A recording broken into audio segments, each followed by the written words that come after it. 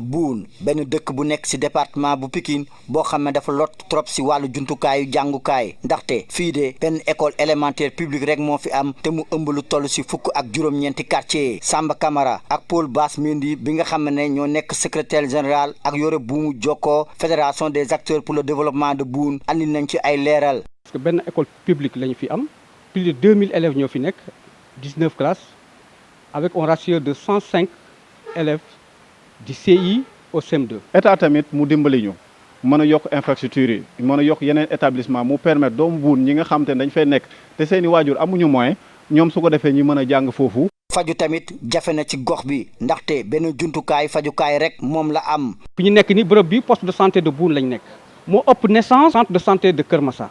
ci loolu noonu nag ñun ñu bëgg état tamit mu dimbale ñu bu ñu mënee créer tamit yeneen poste de santé dina ci baax. léeg-léeg sax ngir ñu yóbbu ñi feebar ci yeneen béréb jafe na loolu ndax amul ambulance bu ñu sukkandikoo ci Penda Sadji bi nekk foofu bàjjenu gox. mooy ambulance bi damay jox anecdote man mi taxaw fii 2006. ginnaaw image yi ngeen gis foofu ci taataa bi fa laa joxe di saigné ba fii ambulance awma ambulance su ma jëkkër moo mujjee jël clando ju dem seetal 2006 ba léegi ñaata femme ñoo ci lor kon ambulance bi c'est urgent.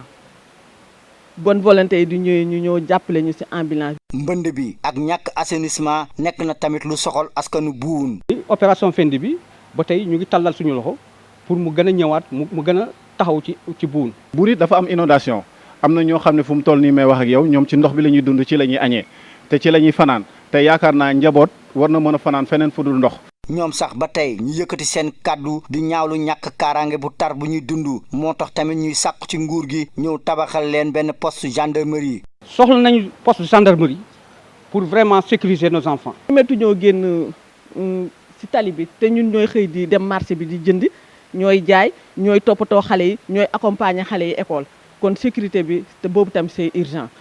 askanu Boune ñoom tamit ñu ngi wax ne jot na tey seen dëkk boobu ñu daal di ko def bokk moomeel ak chef lieu d'arrondissement. def nañu ay démarches ba am audience avec le gouverneur de région déposer foofu benn mémorandum pour que Boune soit une commune. moom dong moo ci nekkul commune léegi nag ñun dañoo bëgg ñu def ko commune. ñu sanc ko ci atum 1774 te mu am juróom-ñeenti kilomètres carrés Boune bi nga xam ne dañ kaa tooñ ci wàllum découpage administratif bu 1996 boo xam ne lu toll ci 98 700 habitants yi fay yeewoo nekk nag ci fukk ak juróom-ñeenti quartier ñu daal di leen tas ci diggante juróomi commune fu mu toll nii boobu ak léegi de mu ngi gën a tumu ranke te di dellu ginnaaw moo tax askanam booloo ci fédération des acteurs pour le développement de Boune di yooxu wàllu ngir nguuru Sénégal ñëw dimbale leen. Boune, un village du département de Pikine très mal loti en infrastructure éducative. Une seule école élémentaire publique pour couvrir 19 quartiers. Samba Camara et Paul Bass Mendy, respectivement secrétaire général et chargé de communication de la Fédération des acteurs pour le développement de Boune, nous en disent plus.